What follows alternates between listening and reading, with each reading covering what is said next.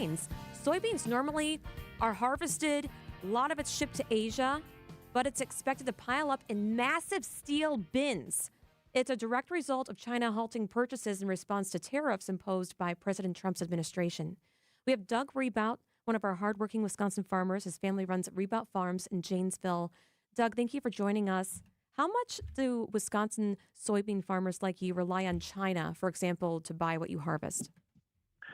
Oh, China is huge for Wisconsin and, well, for the United States, because here in Wisconsin, 2/3 of our soybeans that we grow get shipped out to other countries. And when a lot of our soybeans from here in Wisconsin goes to Canada and Mexico. But when you talk China, they buy more U.S. soybeans than the rest of the world does combined. So when China starts cutting down on what they're buying, it really affects all soybean markets. So, Doug, you also mentioned Canada. We've got this little trade war thing going with Canada, and that's where most of our beans go. Have you been impacted by the tariff situation with Canada, or will you be? Yes. I mean, the tariffs anywhere are impacting us, not just in what we're selling, but what we're buying. A lot of our fertilizer, comes from Canada. And so when especially this time of year, we're starting to look at our 2026 crops and, buying our inputs for that. And so when you're looking at, all of our fertilizer coming in from foreign countries, and then you add the tariffs on top of that, that means we're paying more for that product, and we're getting paid less for the soybeans we're paying because of tariffs, or that we're growing because of tariffs. Wow, our show, Wisconsin's Afternoon News, included Doug in our hour special about the tariff wars, the trade wars that are ahead. That was in March. Yep. And now we're just, a week away to harvesting soybeans. And Doug, another farmer was just interviewed by the New York Times. He said to reporters, we could lose generational farms in the Midwest over trade issues. What's going through your mind? You sit here and, every farmer knows that, okay, we're going to have our good years, we're going to have our bad years, and we're going to have a lot of those years where it's, good, but, not real good. Those years we have are real good years. We're able to, update our farm and stuff. Well, when we have, enough bad years put together, then, these farms that are trying to get their bills paid, trying to keep their farms going, like you said, multi-generational farms, they're sitting there going, okay, I can't pay my bills anymore, and I'm going to lose what my family has been working on for 100 years or so, and that really affects those farmers, that they're losing that family business.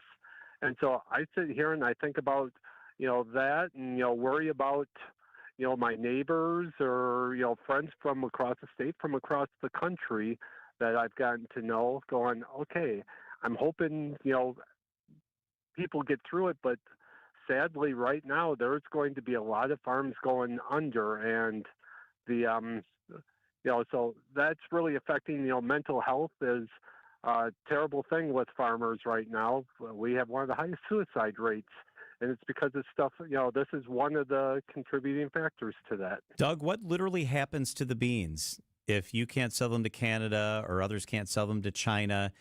What happens to that? Well, they sit in bins if you can't sell them, and most of the beans have to get sold because you can only store them so long, because you got to get prepared for the next year's crop. Like right now, everyone's making sure their bins are empty, getting ready for this year's harvest. So you got to sell them. So you're going to sell them at a loss. Or you sell them less than what it's costing to put them in the ground in some instances. Wow. And so we have to sell them. It's not something that we can, it's not as perishable as, say, the dairy farmers with their milk, but it's still something that you can't just say, hey, I'm just going to go and, like a vehicle, I'm going to go put it in a lot and let it sit for a while and, and quit making them. We can't do that on the farms. And you need the just say, space. okay, You need the space. No kidding. Right. And we can't say, you know what, we're just not going to grow soybeans this year because we have the land, we have our bills that we have to pay, and we'd be losing more money by not farming it, and that's not what we do. That's so stressful. We're talking to Doug Rebout. He's one of our hardworking Wisconsin farmers. His family runs Rebout Farms in Janesville. Doug, you also grow wheat. You have a beef farm. Have either of those affected you as well because of the trade tariffs? Wheat, we don't grow a lot of that, so that's not very impactful to us. And beef, we don't have a lot of. But, right now, beef prices are very high. So, that is one positive in agriculture right now is beef prices. Because if you go into a grocery store, you'll see that, your price for your steaks and stuff have gone up. That's because there's such a demand for it. And, across the country in previous years, there's been droughts or floods or snowstorms that have killed hundreds and thousands of cattle. And, that's causes a shortage. It's not like you can say, okay, I lost all my cattle this year and next year I'll just replace them. You can't do that with cattle. That's something that you have to keep going year after year. So, like I said, beef prices are doing good. So right there, that is a positive thing in agriculture right now. So, Doug, a lot of crops, as we mentioned in that hour special Julia referenced, are impacted in our state, ginseng and others that get shipped out of state.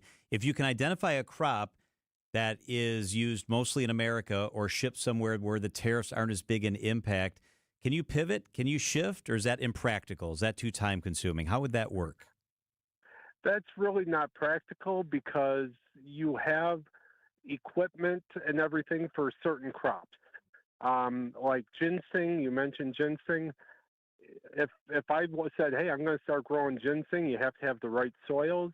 And that's a 7-year, from when you plant your first one to when you harvest that first plant, that's a 7-year process. So it's hard to just pivot and say, okay, yeah, I'm going to grow something different next year because you don't have the equipment, you don't have the capability, and you don't really have the know-how to just switch.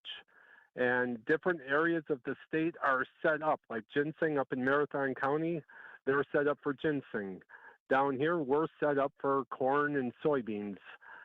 So if we start growing something different, well, then we'd have to find that market for that, and it would cost us in trucking to get it there. Really quickly, we're almost out of time. How frustrating is it when politics becomes more important to what you do than actual putting seed in the ground? Is that frustrating? It is frustrating, and that's why I belong to organizations like the Wisconsin Soybean Association, where we go and we take the voice of all the farmers and we go talk to our legislators and say, hey, you guys are impacting us this way. So, yeah, it's very frustrating, but we get involved and go tell our stories to people. We appreciate you telling your story to us. Doug Rebout is Rebout Farms, Janesville, soy, wheat, and beef farmer. Good luck with everything, Doug. Thanks for what you do. You guys, we're the breadbasket of America and of the world. We appreciate you. Thank you, Doug. Well, thank you.